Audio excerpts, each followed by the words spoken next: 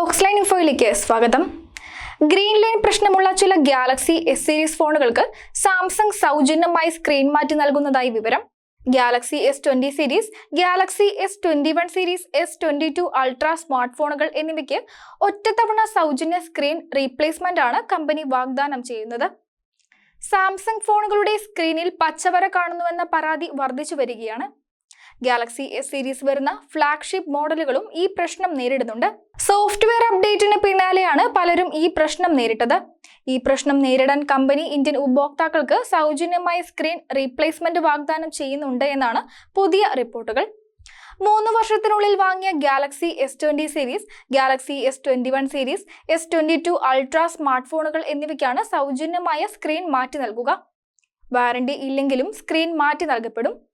2024 April 30 വരെ green line പ്രശ്നമുള്ള മുകളിൽ പറഞ്ഞ ഫോണുകളുടെ ഉപഭോക്താക്കൾക്ക് സാംസങ് സർവീസ് സെന്ററിൽ എത്തി ഓഫർ സ്വീകരിക്കാനാകും. അതേസമയം മറ്റു രാജ്യങ്ങളിൽ ഈ സൗകര്യം ലഭ്യമാകുമോ എന്ന് വ്യക്തതയില്ല. ഓഫറിന്റെ പരിധിയിൽപ്പെടാത്ത സാംസങ് ഫോണുകളിൽ ഗ്രീൻ ലൈൻ പ്രശ്നം നേരിടുന്നുണ്ട് എങ്കിൽ പരിഹരിക്കാൻ എന്താണ് മാർഗമെന്നും ഇതുവരെ വ്യക്തമല്ല.